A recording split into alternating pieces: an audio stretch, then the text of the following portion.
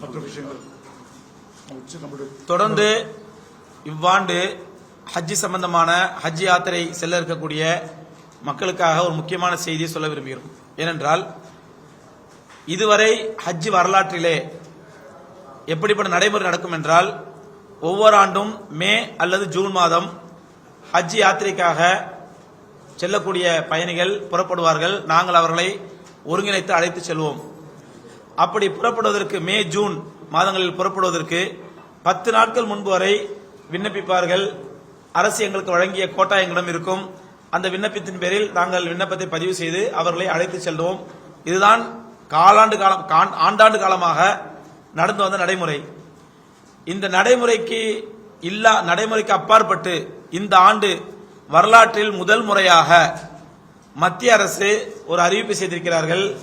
அதாவது ஹஜ் காலத்திற்கு சுமார் 5 மாதங்களுக்கு முன்பே, ஹஜ் காலம் என்பது மே ஜூன்ல, அதற்கு 5 மாதங்களுக்கு முன்பே, அதாவது வரக்கூடிய ஜனவரி 15ஆம் தேதிக்குள் இவ்வாண்டு ஹஜ் செய்யக்கூடிய அத்தனை யாத்ரீகர்களும் பதிவு செய்து முடித்து விட வேண்டும்.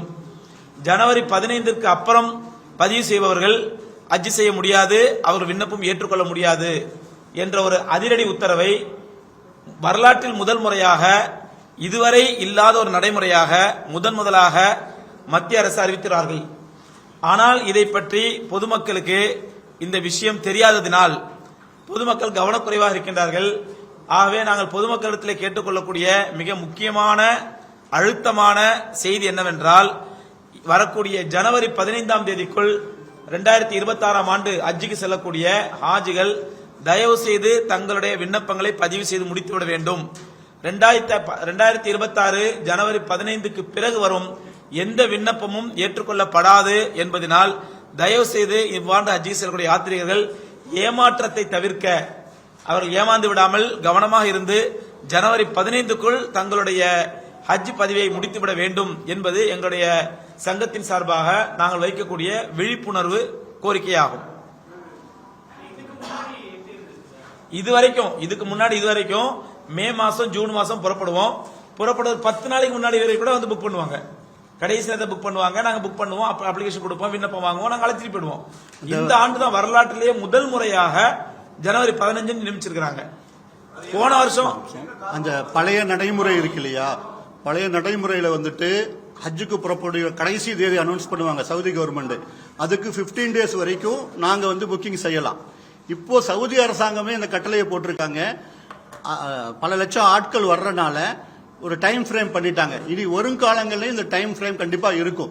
ஏன்னா போன வருஷத்துடைய அனுபவம் உங்களுக்கு எல்லாருக்கும் தெரிஞ்சிருக்கலாம். இந்தியாவில இருந்து பிரைவேட்ல போறவங்களுடைய 42,500 கோட்டா வந்து கம்மி பண்ணிட்டாங்க. காரணம் என்னன்னா, போன வருஷம் இந்த டைம் ஃப்ரேம் வந்து சவுதி கவர்மெண்ட் பிக்ஸ் பண்ணது சில நாடுகள் வந்து ஃபாலோ பண்ணல. அதனால 13 நாடுகளுக்கு வந்து கோட்டா குறைச்சிட்டனால இந்தியாவில இருந்து கடந்த வருடம் பிரைவேட் மூலம் 10,000 பேர் மட்டும் தான் போக முடிஞ்சது. அதே தவறு இந்த வருஷம் நடக்கக்கூடாதுங்கிறதுக்காக நம்மளுடைய மத்திய அரசாங்கம் என்ன பண்ணிருக்காங்கன்னா, அல்ஹம்துலில்லாஹ் சீக்கிரமாவே இதை முடிச்சிருங்க, அப்போ வந்து இந்த பிரச்சனை இருக்காது.